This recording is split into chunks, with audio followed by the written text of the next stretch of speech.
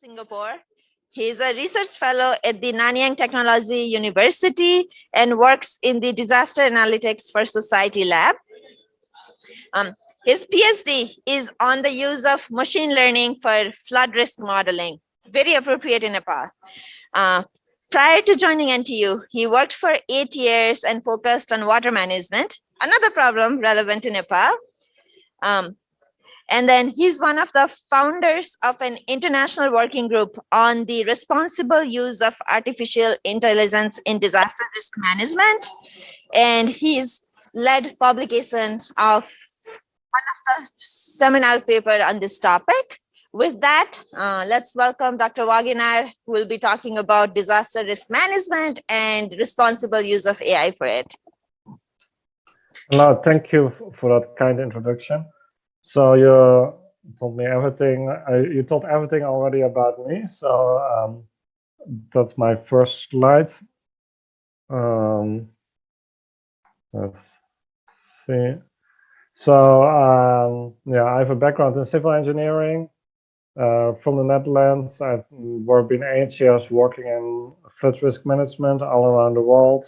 I recently did a PhD on using machine learning for that.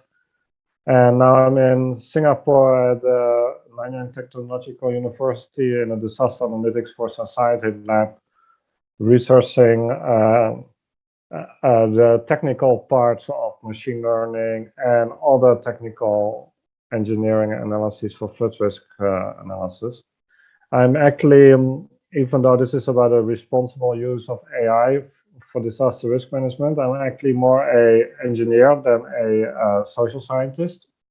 So my background is more from engineering, and I have more practical approach to these topics. But in our working group, we also have many social scientists. So within the working group, I was probably more the technical person, and I kind of like to come from a technical perspective as well. So that's about me. Yeah, so I'm mostly an engineer and a researcher in those technologies rather than a social scientist. So that makes it hopefully a bit practical and gives you more kind of an example for whatever field you are going to apply AI in, and about potential ethical challenges in that.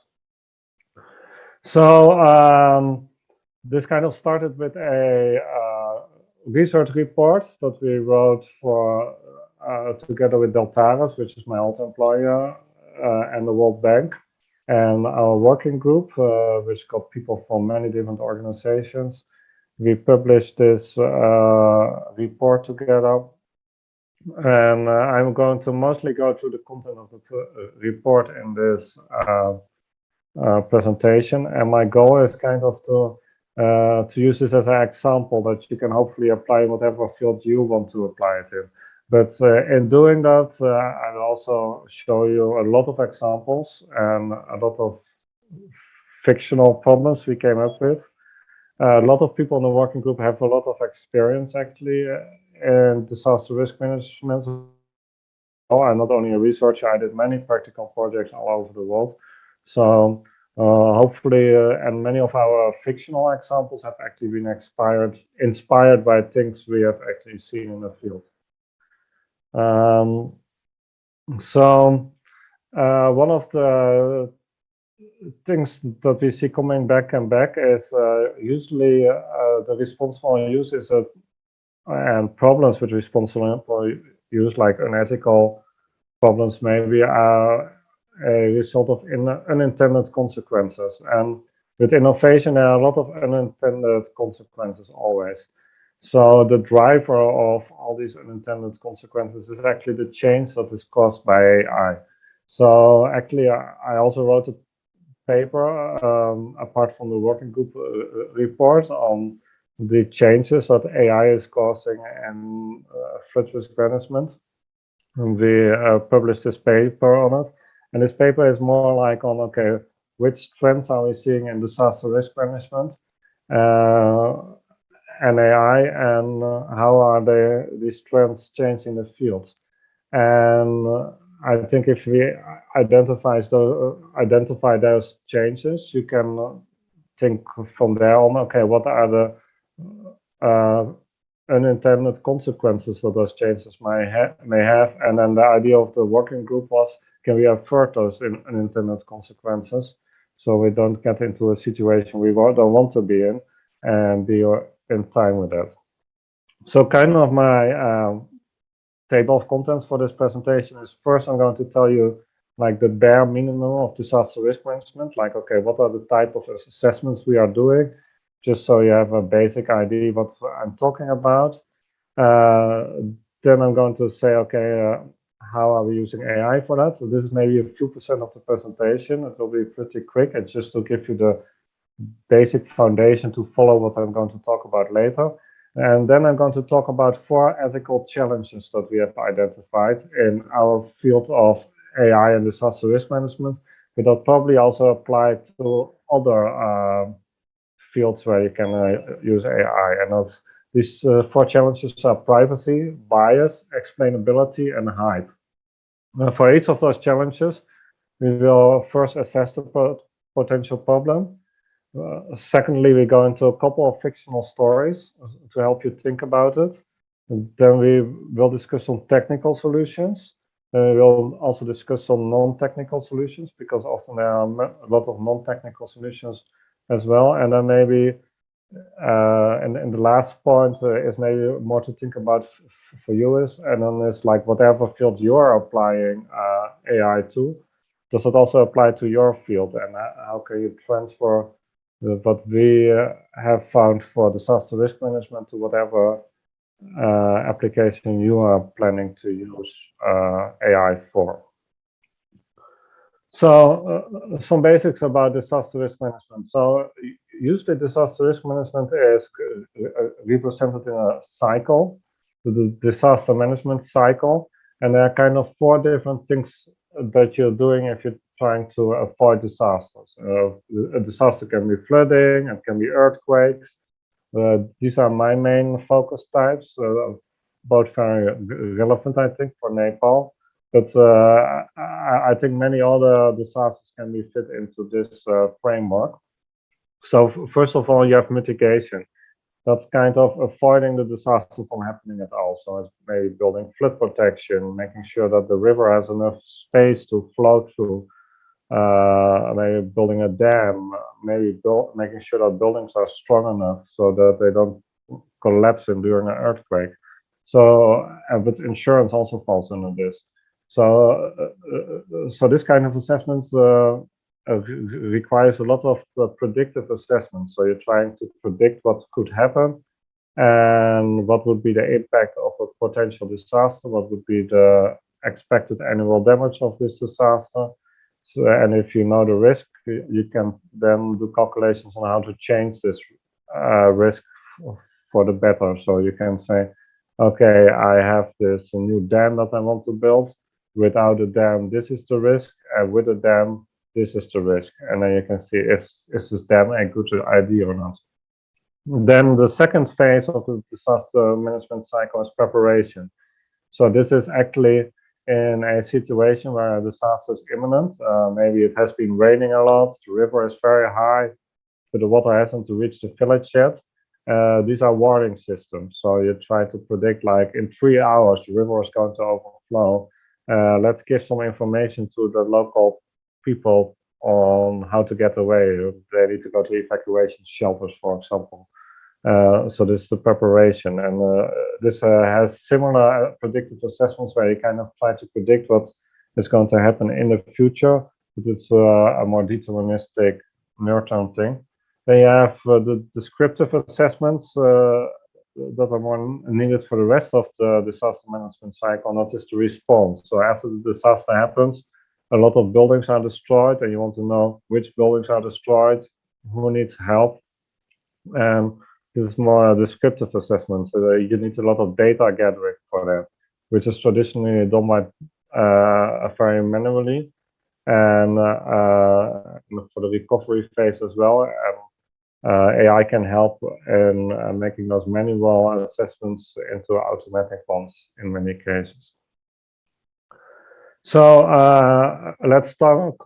So this is all I'm going to tell you about the basics of disaster risk management. In the later examples, you're going to get a lot of more examples of that I'm going really quickly through of the things people are doing in disaster risk management. But now a couple of types of assessments we are doing. So, for example, we tried to predict the impact of a disaster on infrastructure. For example, you have a flood and you want to know what happens to this building. So traditionally, we do this with engineering estimates, but now that we have AI, we also use historical data for this. Another assessment we are often doing is where the water will be flowing. For that, we need elevation maps. They are usually made using remote sensing, and those remote sensing data have a lot of errors. And now that we have AI, we can predict kind of where the errors are to make our flood maps much more accurate. Well, because we have much better elevation data. And another predictive assessment is we want to kind of know not only how the current city looks like, but also how a future city looks like. So that's also one of the things we are using AI for. Then there are more descriptive assessments. Often we just want to know where buildings are, and so we use a lot of remote sensing for that. So we have aerial images, for example, but we want to digitalize them so we know exactly in GIS where are the buildings. We use AI for that. We want to know how far buildings are elevated from the ground floor, and we have, for example, street view imagery. This is a really major problem we are having because we typically don't know whether the building is just above the street or a bit further above the street. So this is something we are working hard on right now to get done with AI. And this is not operational yet, but this is one of the changes we are seeing, that we know in the future exactly how much each building is elevated. Then often after a flood, this is a bit surprising, but often we don't know what areas have flooded exactly. So even in the Netherlands,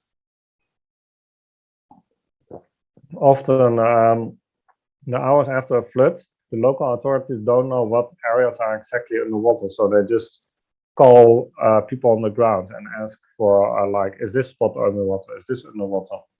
But with, of course, if you have satellite imagery, you could get this from there, and then you can assess this automatically with AI. And then the question is the infrastructure destroyed in these areas?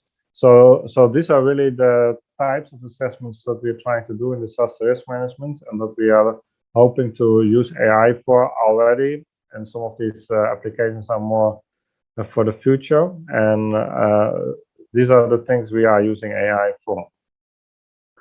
So when we looked at all those changes, we started getting together with our working group. We had about 20 people from many different organizations, people from universities, we had people from the Red Cross, we had people from the World Bank, from Deltares, my old employee, and we looked really, okay, what are all the disaster risk management projects we have done? And what were ethical challenges, and can we imagine ethical challenges? And also, what ethical challenges did we see in other fields of AI? And the first problem we really came up with was privacy. So if you have more and more data, which you need for AI, then you start creating privacy concerns. And privacy concerns, the interesting thing about it is that they are very context dependent. So and they often unforeseen. So what can be a privacy concern to one person can be totally not a privacy concern for the next person. And also for one culture, something can be a privacy concern, but not for another culture. And you really need to know the context. And therefore these things are very unanticipated usually. And also with privacy, you always have those trade-offs. You can collect more data, which gives you better results in your analysis, but also more risk on privacy concerns that you might not foresee. And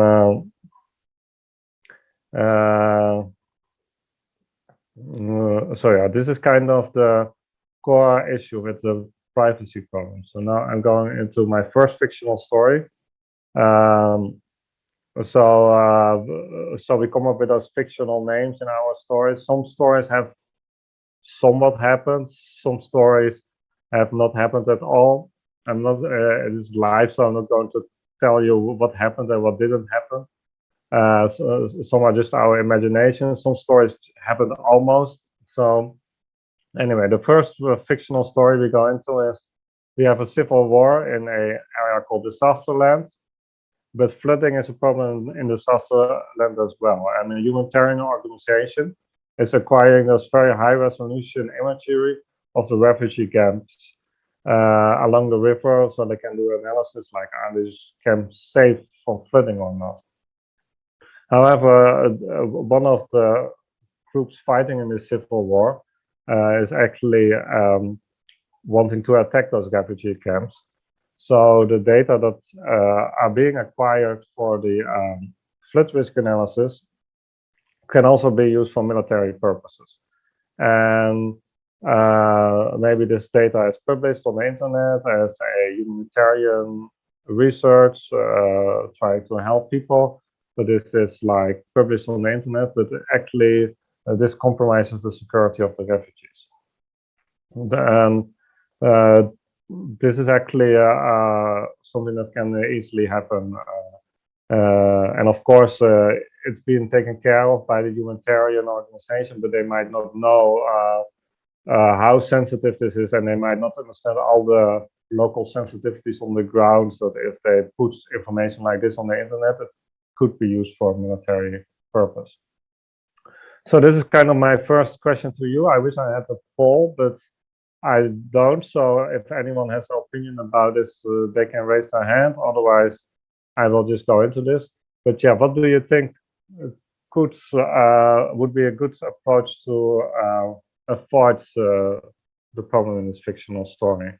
Is it I kind of come up with a couple of ideas here. Maybe we don't work in conflict areas at all because they are scary. We can do things wrong.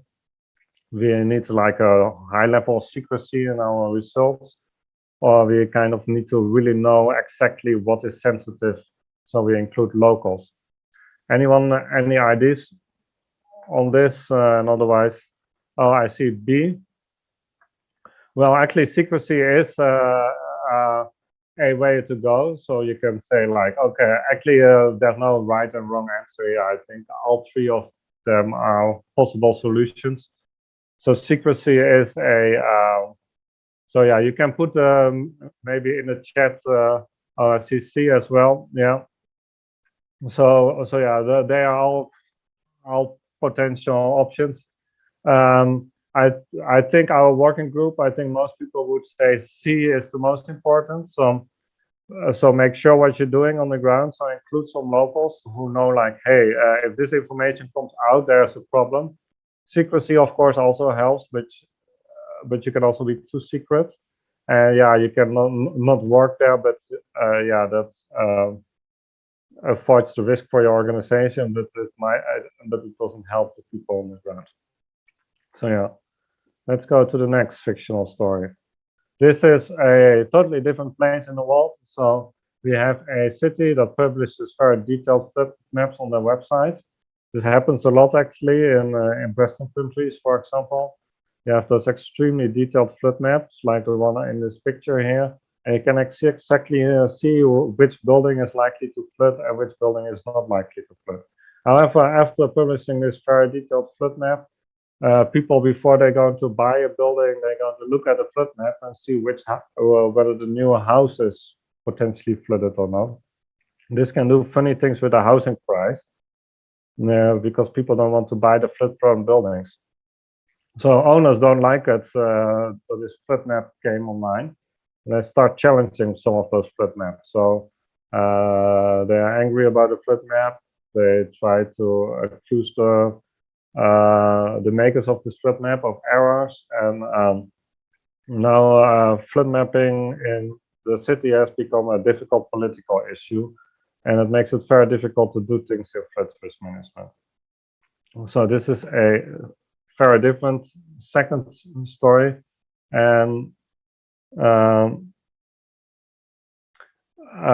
yes, so if anyone, if you can like put your options here, what do you think is a approach to help with this? What do you think is the most important thing Alphabet City could have done to avoid this problem of the fights about the flood maps? So you could not share the flood map with the public, just keep it for yourself, for your organization. Don't put it out online. You can maybe aggregate the data. So instead of making this very detailed map where you can see every building, you can maybe put the whole neighborhood together and say, like, in this neighborhood, 20% of the properties have a flooding problem. So you don't know exactly which building it is. Or you can maybe include the owners and make sure, like, okay, this is how we made the map. Do you think it's fair? So we're going to use this approach. Then is this information we have about your building correct? Is the location correct? Did we take the height correctly into account? You have all this information, and then we go ahead step by step. And someone says C, and again, I would say C would probably be the preferred way of doing it. However, both other options also work. So you could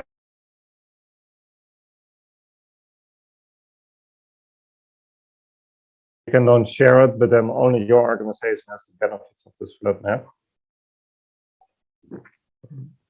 And it might be good for the community to know which properties are actually flood prone. So then in privacy, some like general things, there are technical solutions. So you can remove personal data. So that is removing, for example, the name of a property. Well, I sometimes have data like this, and it's often easy actually to reconstruct which property belongs to what name based on other things. So even if you think you made it secure because maybe you removed the name of the person in your data, often you can see, well, this person is this age, living in this area, and if you link all those things together, you can actually still know what's going on. So sometimes removing the personal data is enough to be correct by law, but it's sometimes not enough. But sometimes it's also a very good first step already. Then there are also some totally different technical solutions. If you're interested, you can look into this. There's this technical differential privacy, where you actually add a lot of small perturbations to the data. By some algorithm, you change all the data a little bit, but in such a way that you're not taking any structure out of it too much. So then it becomes really difficult to identify particular points in your data. The bad thing of this, of course, is that this data will become less valuable because you have adjusted it. So this, apart from good IT security, these are kind of the technical things you could be doing. So an overview of solutions for privacy, you should also really be thinking about the non-technical solution. So it's really context dependent. So it's very important also to, for example, not be a data scientist on the other side of the world trying to solve a problem that you have no idea about, but you really also need to have local people who understand the context and not think you can solve everything from your computer on the other side of the world. You really need to know, like, what's going on the ground, and is this going to be a problem or not? And don't think you know everything, because things are extremely context dependent. Another thing is like the fitness for purpose of your data. Do you really need to collect this data? How much to collect? Maybe you're just adding extra data that is a potential ethical risk. But so there was a lot of discussion about, well, extra data collection has unexpected benefits, but also unexpected ethical costs. So If you think you're going to collect a little bit of extra data and put it out anyway because you can, keep in mind that this is also a risk and not just a potential unexpected benefit. For example, with the flood maps, people often think, oh, let's put them on the internet. Maybe someone has use for it. And you see a lot of use for it. You see that banks start using them for giving mortgages. And there are a lot of unexpected benefits of them, but at the same time, also unexpected problems may arise from it. Okay, then we go to the next potential problem. That's bias. So the main thing of bias is we may think, oh, we know what's bias, our model isn't doing well, but we don't always know that the model isn't doing well. So the problem that we looked in here mostly is like you made this model, you tested it, and your mean absolute error is very good. So you think your model is doing really well, but the question is it really doing that well? And that's one of the things we're talking about in this problem, because not everything is reflected in your error metric that you use to optimize your model. So we kind of got many different types of biases. You have historical biases, you have representation bias, you have measurement bias, you have aggregation bias, and you have evaluation bias. So I will very quickly go through those biases and see what the bias is so that you can think about it and think whether if you do a model like, is this in here, is this in your model maybe? So in a historical model, a bias, your model is actually correct, but maybe in the historical data there are problems. For example, the police has been stereotyping minorities as criminals, and this is reflected in your data. So your model is all right, your data is collected correctly, but in the real world there's a bias. That's a historical bias. Representation bias is something more common in disaster risk management, and I actually wrote a paper on a problem with representation bias. And that's it's a data you're collecting representative for the problem you're trying to solve. So I once worked on this typhoon model, and we had data from 11 typhoons, and we tried to predict the 12th typhoon, but that 12th typhoon was much more extreme than the 11 typhoons we had data on. So in this figure on the right, you see the percentage of completely destroyed buildings in my training data set in black, and in gray you see the percentage of completely destroyed buildings and the actual thing we try to predict, and you see they are not corresponding well to each other. So this is the representation bias. Your data is not really fit to make the predictions you want to predict. And I actually wrote a paper on the sample selection bias correction approach that you can use to actually correct your data for this, which is a form of domain adaptation. Then another bias is a measurement bias. So are you measuring the parameter that really matters, or are you just measuring what you have? Often you don't have the data you want, and then you have kind of a proxy instead of the real thing, and this can give you a measurement bias. So maybe you predict wind speed, but really what you want to know is building damage. And this actually happens both in the input and the output of your model. Then you have aggregation bias. This is kind of that things become invisible because you aggregate them together. So maybe you think there's no problem in your data because the mean is okay, but maybe disabled people don't come to your shelter. But because you just look at at the mean per area, you don't see that you kind of forget about a small little group. Or this can also be that you aggregate different genders together, or different races together, or different people with disabilities, that you aggregate them together, and that's how you kind of don't see very important signals in your data. Then you have evaluation bias. Are you picking the right error metric? Maybe you pick an absolute error metric, but you really need a relative error metric, for example. So these are some of the biases, and now I'm going into a few of the fictional stories. So an earthquake happens in disaster land. This is a different disaster land than the last fictional story.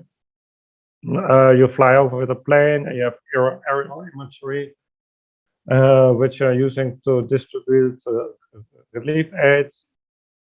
You're using the aerial imagery to kind of identify where buildings are, because often we actually don't know where the buildings are. So we use a machine learning algorithm for that, to train where buildings are located. But all our training data is maybe from a capital city with very stone, large buildings. But in practice, actually, there are also a lot of rural areas, and you don't pick them up. And all your aid goes to the capital, because according to your AI model, that's the only place with buildings, because you never trained your AI model on how to pick up buildings in other places. So then you end up underestimating the impact in the rural areas, and you might give too little aid there and too much aid to the capital, even though you have a very good error metric. So what would be your preferred approach to tackle this? You can do it technically. So maybe you have a few rural area data points, and you give them a very high weight in training your model. That's A. You could only apply the model to the capital, saying like, well, we don't know what's happening in the rural areas because we have too little data for them. Or you could just apply the model as is and say, side note, maybe we made a problem with the rural areas. So A and C, I see. I think in this case, A and C are the most desirable. Indeed, B is, you could only apply it to the capital as well, but then you should not use it to decide on distributing more resources to the capital, because you don't know what's happening in the rural areas. So, but you could in some cases say, oh, my model is only valid in this range. But I often see technical people do that actually. They say, oh, my model is only valid in this case and this case. But then the model comes on the desk of a policymaker, and they all ignore this fine print, and they say, yeah, somewhere in the technical manual it says I should not use this model, but the results look fine. I have no better estimate. So even though the engineer told me not to do this, I'm still doing it. So be very careful with having those communication ideas that you say, oh, this model might underestimate here, because the engineer thinks they have done their job if they write it down, some technical report, but what's often happened with it is that it's ignored. So let's go into the second story. I see again in a different disaster land. So they want to make a cyclone evacuation plan. The plan uses data on how quickly people were moved to shelters in the past. But you aggregate all the disabled people together. So you aggregate people together with disabled people. So you look basically at the mean per area, and you think, oh, we have enough time, but actually disabled people don't get away, and your plan is very bad for the disabled population, because they don't have enough time, because you didn't think that these people existed. So the potential solutions: avoid simplification of your model. So maybe you should not aggregate them. Then very important, include domain experts and people from the local community. So not just think from the other side of the world is again the same issue as with the privacy. Often these things happen when you think like, oh, I'm a very smart data scientist. I can solve this problem. I have data on it. But then I see already someone says B, very important, but you think, but then you don't really know what's going on the ground. Then you have option C, is your built-in safety margin. So that's all often a good idea. But so you say, I calculated this, but let's add 50% to it. Safety margins are also expensive though, because every safety margin is an inefficiency. So you have to be careful with it. So an overview on the bias, some technical solutions. You can use a sample selection bias correction, where you give some samples a higher weight to correct for places being underrepresented in the data. Then there's another thing called, I've never used this myself, this technique, but it's called adversarial debiasing. So basically, if you're, for example, scared that your algorithm is racist, you can train your model to also predict for a extra parameter. So, for example, for race or gender, the parameter you don't want your model to be working with. And if your model is very good at predicting this other parameter with the same training data, then you might have made a racist model. So then there is a technique to kind of say, like, I'm going to punish it if I in the training. So I'm going to punish it if it's also be able to be used to predict race or gender. So if your model can predict these undesirable predictors, you can kind of take that into account in the training. If you're interested in this, you can look at it. I've never used it myself. So overview of the solutions against bias. Remember that all models are biased. And even if if your error metric is performing very well, remember that there's quite some probability that you still have a bias in it. Consider the technical solutions, even though they don't solve everything.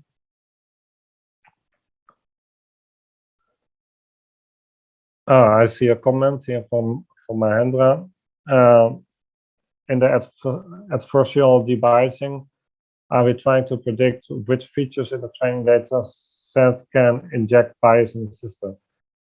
Yeah, in a way. So the way how I understand it is, so for example, maybe you have an algorithm that predicts where crime is going to happen, and then you have a set of input parameters and to predict crime. And then if you say, okay, let's add an extra feature to this, and that is race, for example.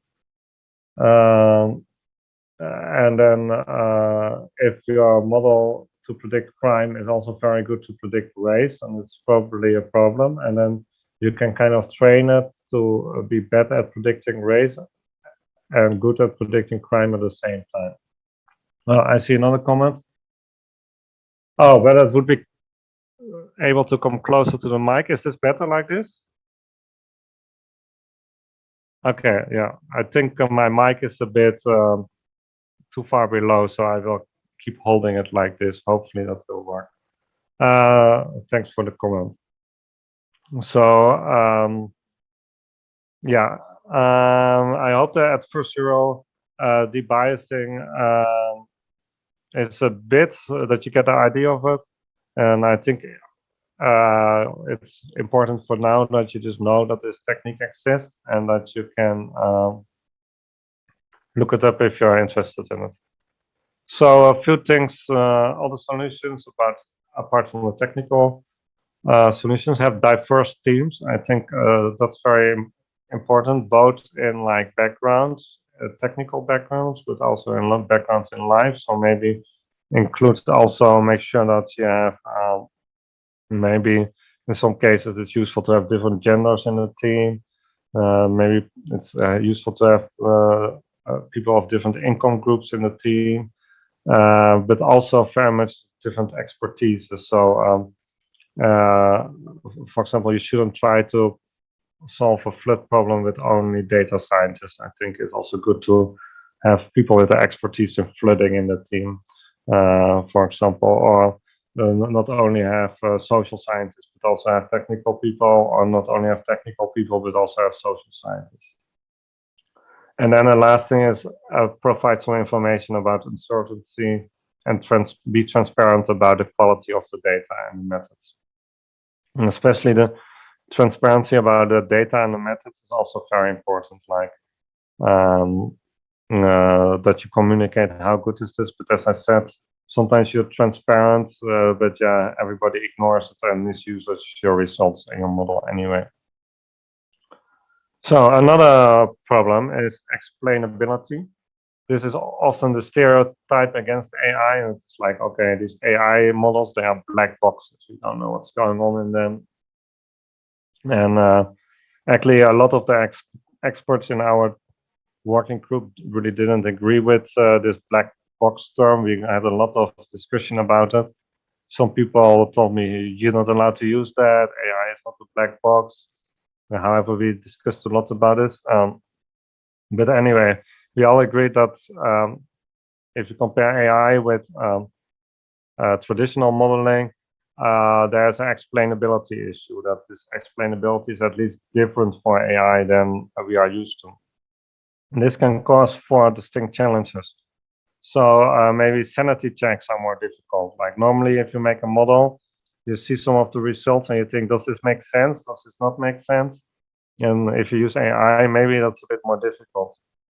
Maybe if you use AI, you don't really feel like you own the model in a way, because the AI is doing some things and people might feel a bit more distant to the model. So that's they don't feel like, okay, I made this, I put this in, I put this in.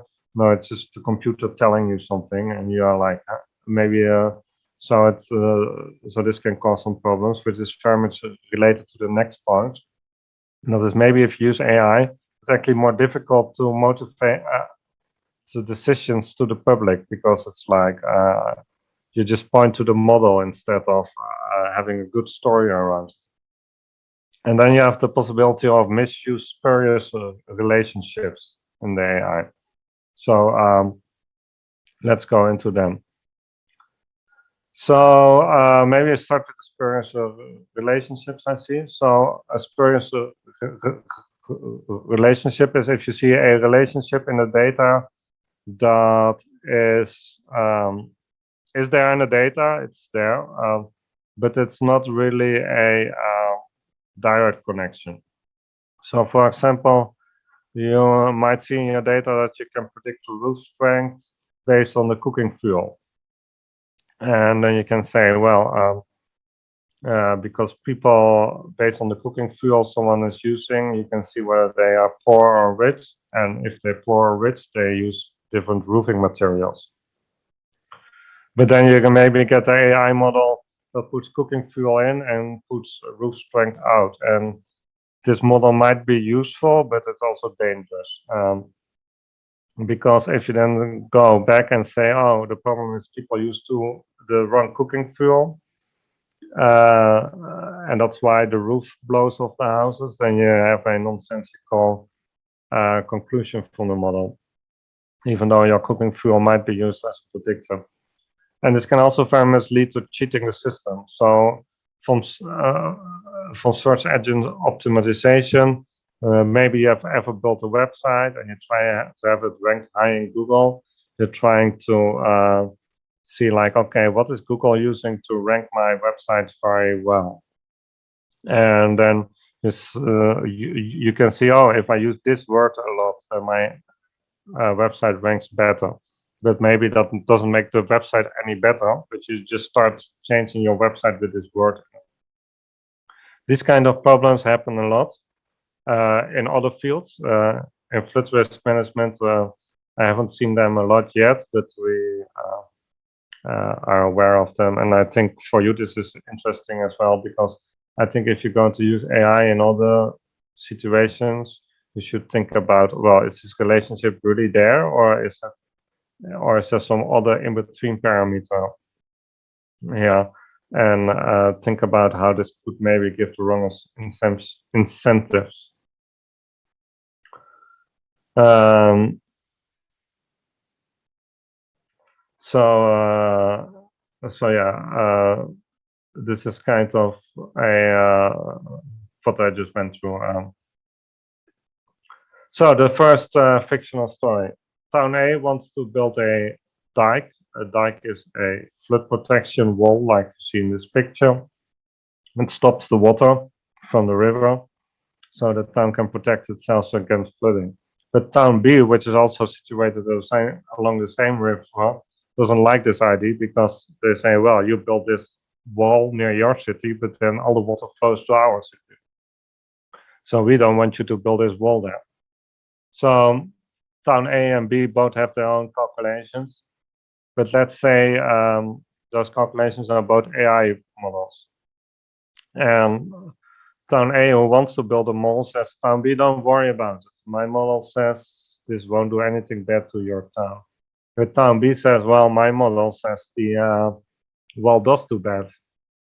But now, if you would have a more physical-based model, it would be much easier to resolve this problem between the two, because you can look exactly what goes into it, and you can like sit together with the engineers of the two teams and like see, okay, how come we got this result? But if you just have like more like an AI model, these kind of discussions about the results might become more difficult.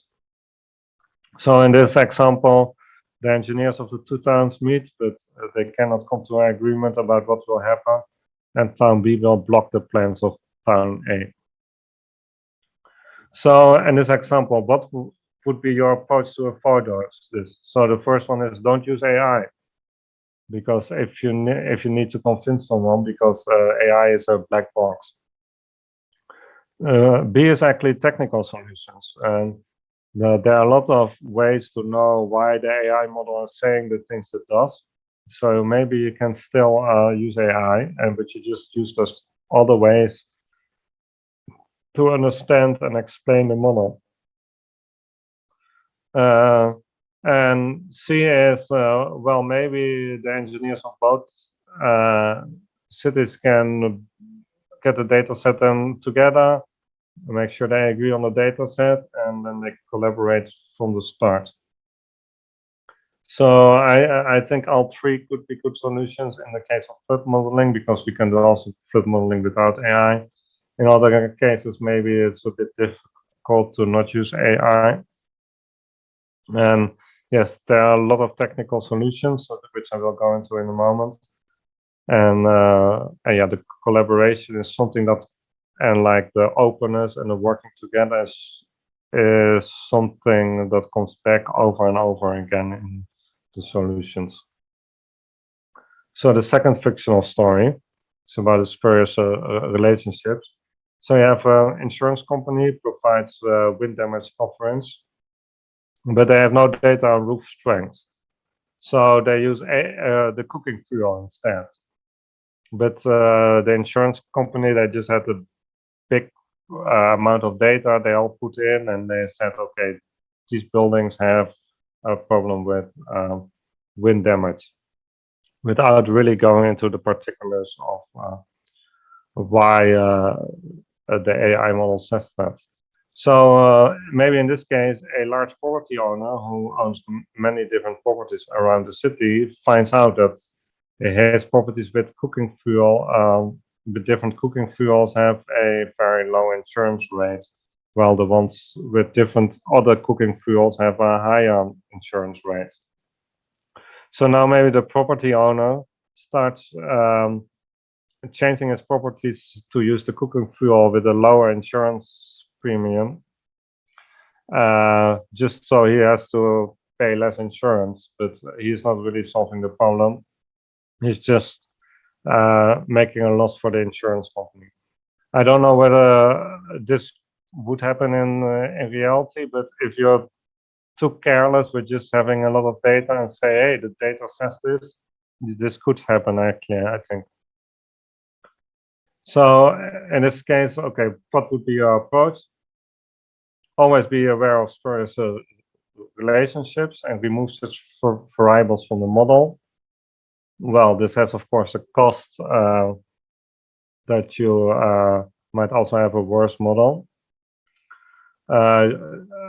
Because maybe you were using Google Fuel in a useful way before it was misused. You could keep the inner workings of your model secret, so people don't know that you really don't know the root strength and using something else to predict that. Or maybe try to build an extra model to predict the misuse of your model.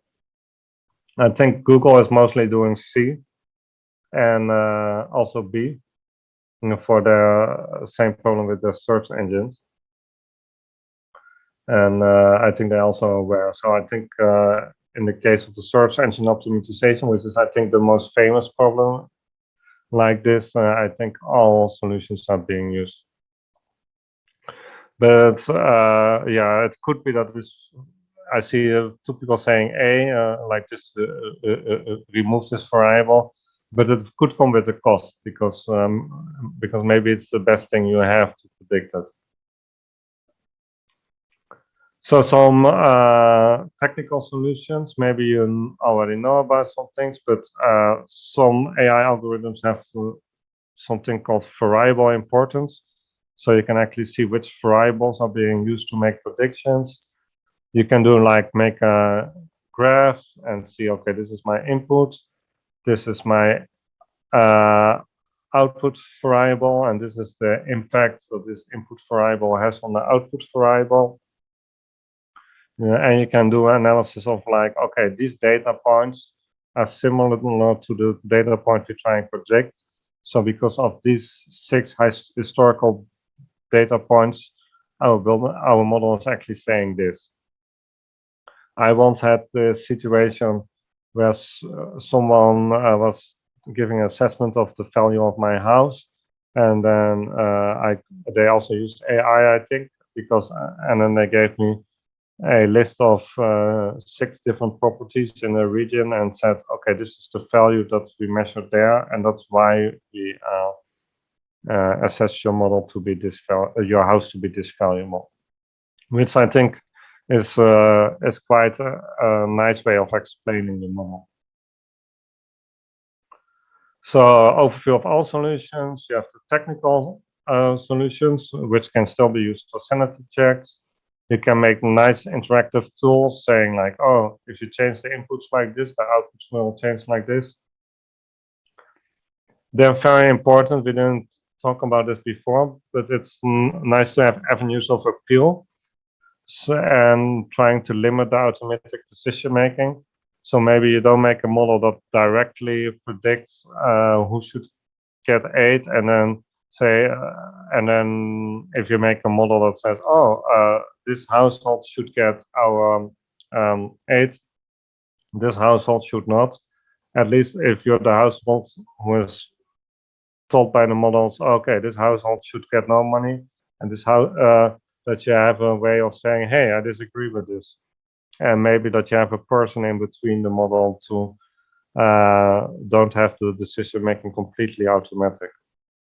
And then also sometimes you don't have to use AI. So and that's one of the things we're going to talk about in actually the next potential problem, which is hype. So this is the last of the 4 things that we assessed. And so hype is an inappropriate amount of attention and or unrealistic expectation of usually technology. And hype can actually be really harmful. And AI has a lot of hype. You can see that in the media sometimes. You hear about all the wonderful things that AI can do, how it can change the world. People get excited. But such kind of hype can lead to wrong investments and wrong technology being applied, because maybe people start using AI, but it's not really the right solution for the problem, but just because it sounds good.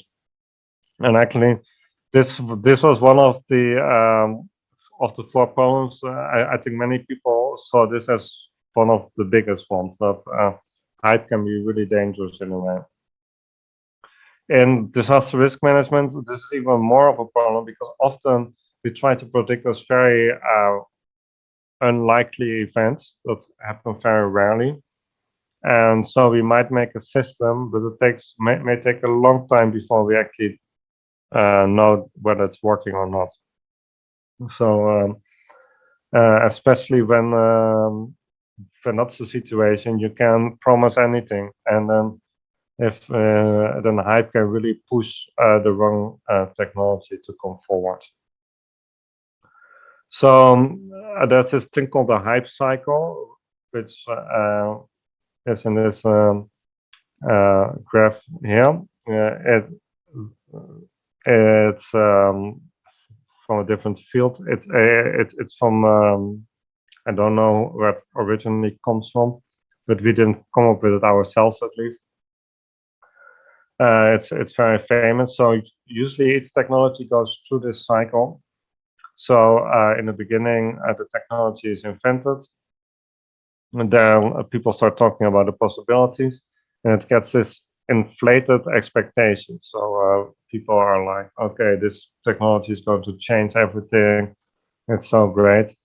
But then usually after this very nice period, it's actually not working so good yet. So you go through this true disillusionment phase where actually people become quite negative about the technology. And after that, it will kind of climb up again. And I think to kind of some realistic kind of view of what it can do and what it cannot do. And I think if you look about AI in whatever field or for whatever application you're going to do it, you have to recognize that your AI technology is probably somewhere in this cycle. So maybe it's never been used before and it's still very low. Maybe everybody is talking about if you say the words AI, you get a lot of money and everybody chooses your solution. Or maybe AI has like this really bad reputation of it doesn't work, or maybe you're already in this phase where people actually know what it can do and what it cannot do, and the expectations match actually what it can deliver. But keep this in mind, so this plays a big role, and know where you are in this cycle with your application. So the first fictional story. So I started some people with great credentials. They went to some elite universities. They start this startup saying they can solve disasters. They have all the credentials, and they say we have used this AI system. Disasters will be a thing of the past. We can solve every problem you have, and with AI. So this attracts some investors who throw some money at this. But then the technology doesn't really work. But the investors, they are like putting pressure, like, hey, why is it not working? This sounded so amazing. I thought AI was going to change everything. We put money on this. And then you see that they start maybe selling the systems before they're ready. Then maybe those systems are being installed, but they miss disasters. They cannot predict the disaster, and people die unnecessarily. And in this case of disaster risk management, maybe it takes 10 years of the system being in place before you find out that it doesn't work so well, because disasters are so rare. So, and then when it misses one disaster, you can always say uncertainty. Well, I told you my model was uncertain. I just wait longer, or maybe it doesn't have enough data yet. So, but eventually, these kind of implementations can be actually lead to going to a lower phase in the hype cycle, where it's actually being that AI is shunned a bit. So in this fictional story, what could be done to avoid this kind of hype around a startup company, leading to, like in this case, lives being lost and money being wasted? So one of the things is actually demand openness. Like, hey, don't just say you solved it with AI. Make sure that you show what's going on, and don't use the saying, "Oh, it's confidential. We don't want to show it." Secondly, I think so. That's one solution. And another thing is AI people often know too little about it, especially maybe in the like managers or decision makers, and maybe those people need to be trained so they can't be fooled so easily by hype and can make better decisions about what to invest in and what not to invest in.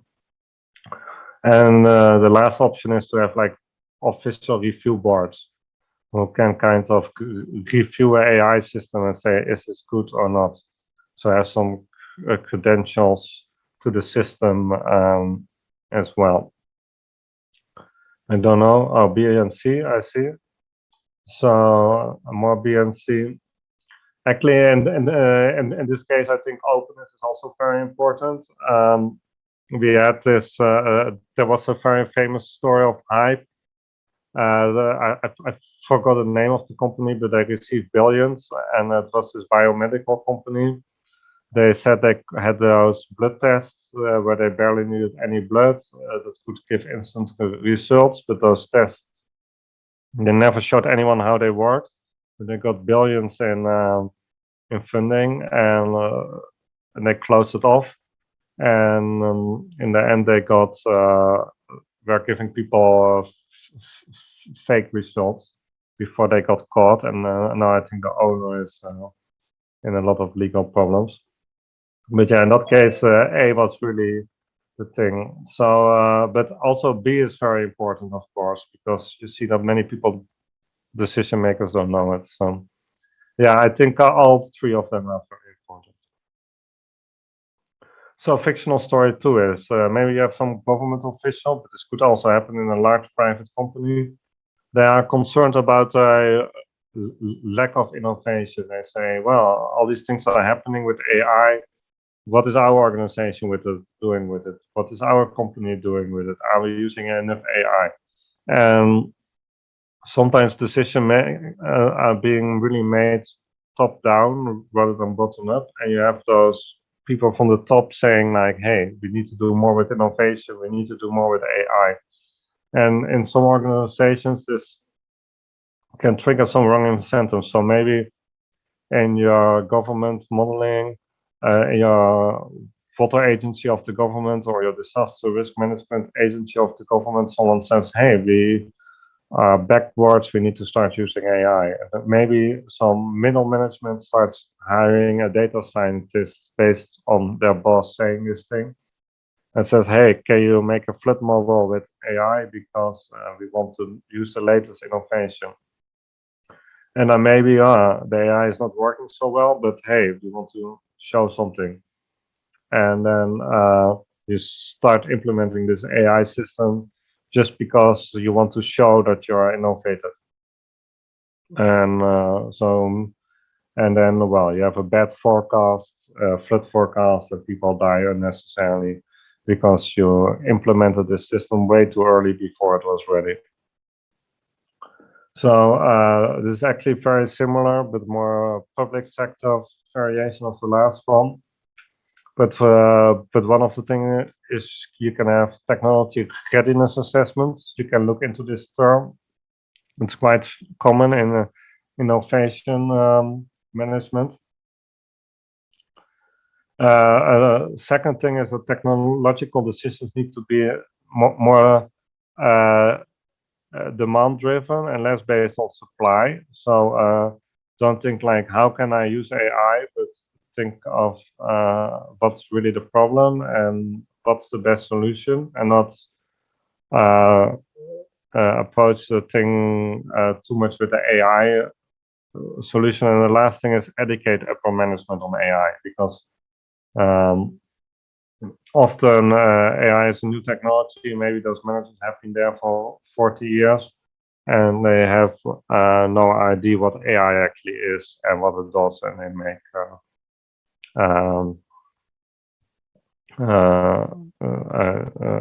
stupid statements that then are translated through the organization. So I think all three again, I see B and C.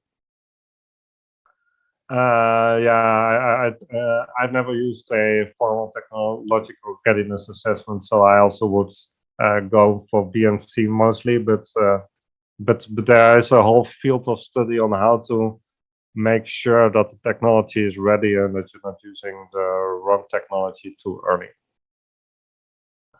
So overview of the hype problem is make sure make sure as far as possible have it peer reviewed. Use technological readiness assessments. Make sure that the thing is driven from user needs and not just from hey, AI sounds nice, it's cool. Don't have those wrong incentives into your decisions. And education is important, and also awareness building of this hype. Only knowing that AI is a hype or sometimes a hype can already avoid bad decisions. So the manager is thinking like, hey, am I having the right reasons to want this, or am I having the wrong reasons for it? So this was the presentation. I think there's still like 15 minutes for questions. So anyone with a question, let me know. Also, if you have other examples in other fields,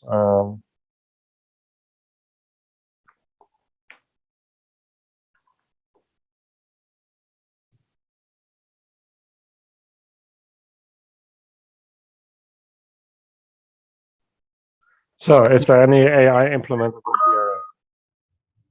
Yes, a lot. So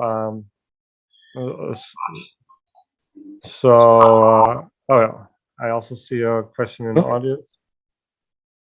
So I may have a question for you. Yeah. So I think Singapore, Japan already had an early warning system, and you talk about the implementation of AI in our disaster.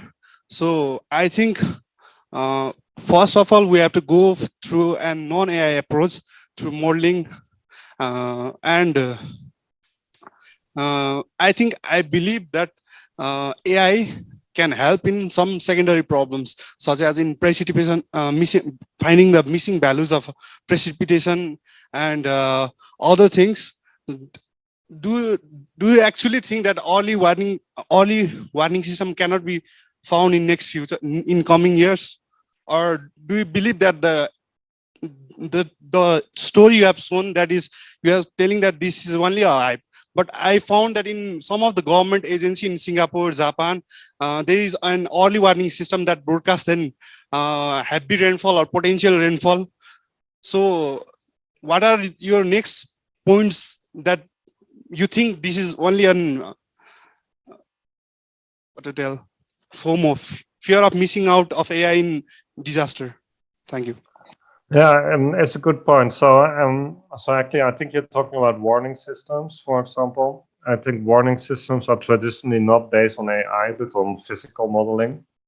And what you do indeed is AI is more used as some side technique to clean up data, or maybe you have like a hybrid approach where you have a train of models where you predict the wind, maybe with a physical model, and then predict the damage, maybe with AI. So you can have like a combined approach where you have both AI and non-AI. So I think this is also the question: is there any AI implemented in DRM? Often it's a combination.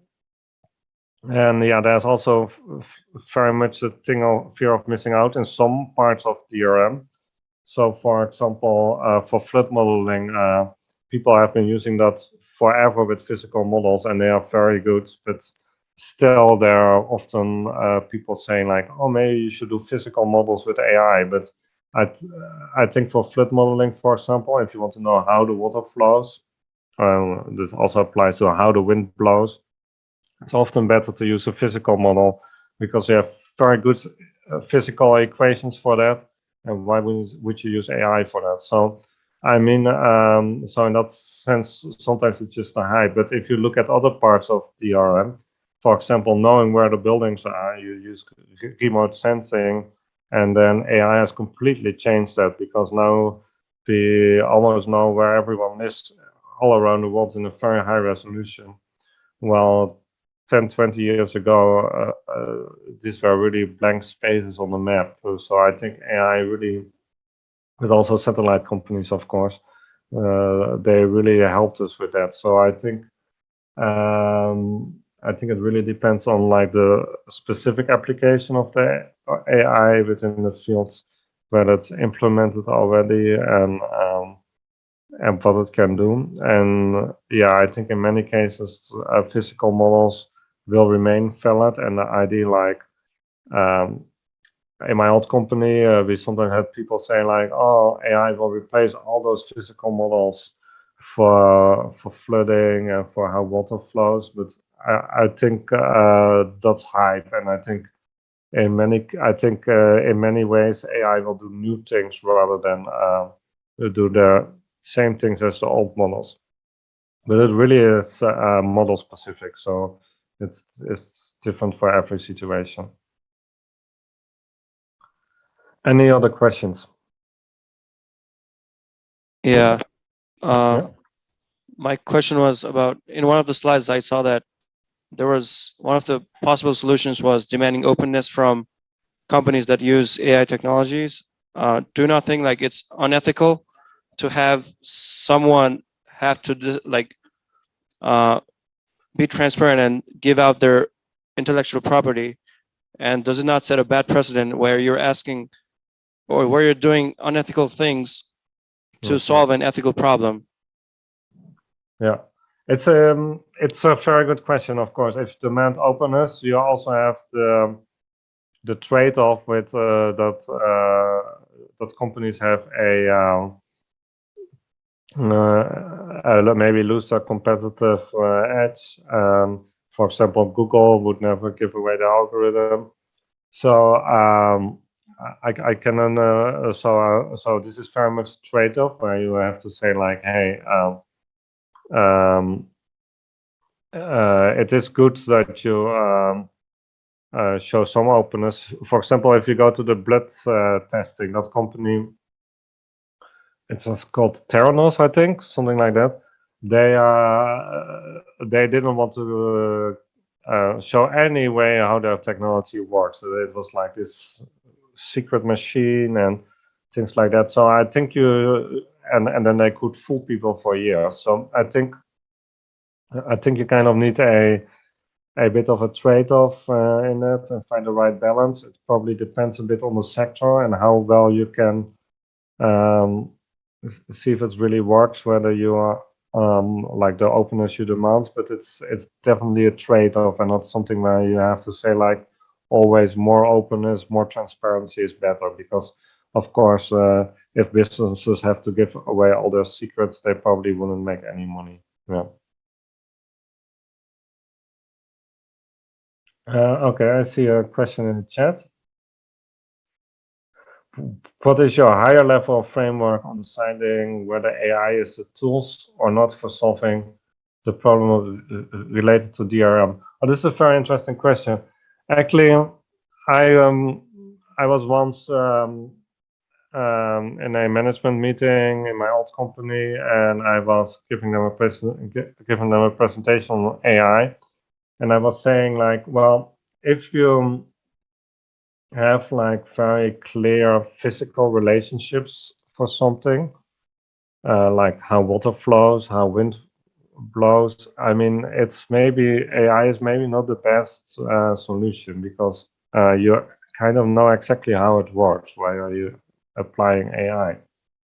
Like there's a very fixed relationship to it. Why do you try to reinvent it with AI? Why? Well, you already know the the relationships. Another thing is like of where you don't use AI is maybe you want to change the system. So, for example, you have a river and you want to build a dam, but you have no data on how the river will behave after you build a dam because the dam isn't there yet.